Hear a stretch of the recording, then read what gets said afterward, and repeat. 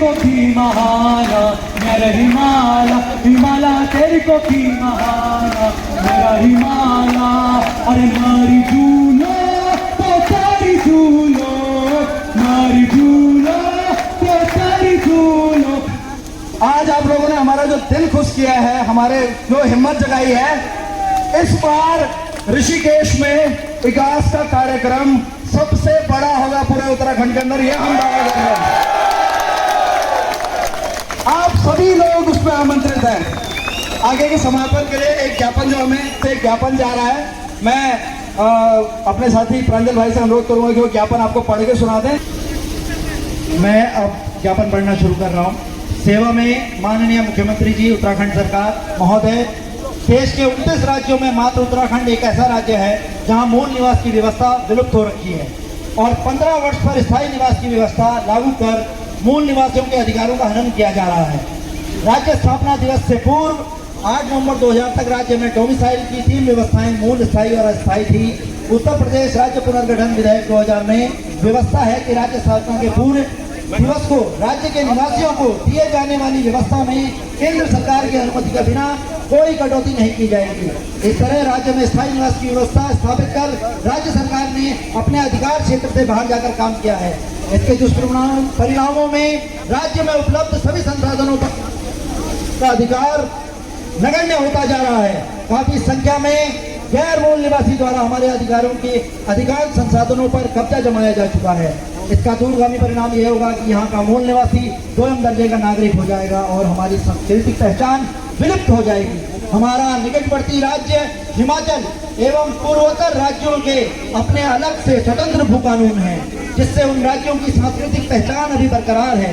हमारे राज्य में राज्य गठन के बाद पहली बार तिवारी जी ने शहरी क्षेत्र में गैर कृषकों को 500 वर्ग मीटर के एवं बाद में खंडूरी जी ने 250 वर्ग मीटर भूमि खरीदने की व्यवस्था की थी। इसके पश्चात 2017 में लचीला भू कानून बनाया गया, जिसके परिणाम ये हैं कि राज्य अपराधियों एवं माफियाओं का अड्डा बन चुका है तथा राज्य की टोपोग्राफी भी बदल रही है। इसलिए इस रैली में संपूर्ण सदन आपसे मांग करता है कि प्रदेश में मूल निवास भू कानून की कट ऑफ डेट 1950 घोषित की जाए। इसके आधार पर मूल निवासियों को सरकार और प्राइवेट नौकरियों में, ठेकेदारी में, सरकारी योजनाओं में सहित तमाम संसाधनों में 90% हिस्सेदारी सुनिश्चित की जाए। प्रदेश में मजबूत भू कानून लागू हो, जिसके तहत शहरी क्षेत्र में 200 वर्ग मीटर भूमि खरीदने की सीमा लागू की जाए और इस खरीद से पहले करीब 30 वर्ष तक वो व्यक्ति इस राज्य में रहना चाहिए, तभी उसे आवासीय भूखंड के लिए ये जगह दी जाए। प्रदेश के समस्त ग्रामीण क्षेत्रों में कृषि भूमि खरीदने बेचने पर पूर्ण तरीके से प्रतिबंध लगे। इसमें कोई दो राय नहीं है। राज्य गठन के बाद से वर्तमान तिथि तक सरकार द्वारा विभिन्न व्यक्तियों, संस्थानों, संस्थाओं, कंपनियों आदि को बेची गई दान व लीज पर दी गई भूमि का पूरा ब्यौरा सार्वजनिक किया जाए। किस किस को ये जमीनें दी गई।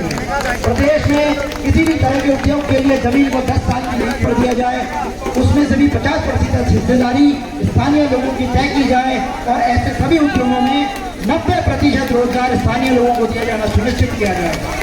जिस उद्योग के लिए जमीन दी गई है उसका समय समय पर अवलोकन, मूल्यांकन होना चाहिए। इसी आधार पर लीज आगे बढ़ाई जाए। राज्य गठन के बाद यहाँ काफी भारी लोगों ने फर्जी स्थायी निवास प्रमाण पत्र बनवाकर नौकरियां प्राप्त की हैं, जिससे हमारे सामान्य और आरक्षित वर्ग में कई लोगों का हाथ मारा गया है। जिन अभ्यर्थियों को स्थायी निवास प्रमाण पत्र निर्गत किए गए हैं, सभी की SIT जाँच कराई जाए। अपात्र व्यक्तियों को जो प्रमाण पत्र निर्गत किए गए हैं, सभी को निरस्त किया जाए और जारी करने वाले सभी अधिकारियों को दंडित किया जाए। अंकिता हत्याकांड की CBI जांच कराने की मांग को लेकर शराब नशा माफियाओं के खिलाफ आवाज उठाने वाले युवाओं के ऊपर थोपे गए सभी मुकदमे समाप्त किए जाएं। मान्यवर, जैसे कि आप पूर्व में एक बार घोषणा कर चुके हैं कि राज्य स्थापना दिवस 9 नवंबर से पूर्व भू कानून लाया जाएगा। इसी के परिप्रेक्ष्य में निवेदन करना है कि आप 9 नवंबर से पूर्व अपना वादा निभाएं। तत्पश्चात राज्य में यदि कोई कानून व्यवस्था की स्थिति पैदा होती है, उसकी संपूर्ण उत्तरदायित्व आपका होगा, राज्य का होगा। हम जब तक एक सशक्त भू कानून और मूल निवास 1950 इस राज्य में लागू नहीं हो जाता, हम अनवरत संघर्ष जारी रखेंगे। जय उत्तराखंड! जय उत्तराखंड! साथियों, धन्यवाद कर पा रहे हैं। इसके अलावा मैं मूल संघर्ष समिति के जो ऋषिकेश टीम है, जिसने लगातार हमारा मनोबल बढ़ाया, हमारे साथ काम किया, कंधे से कंधा मिलाकर के काम किया।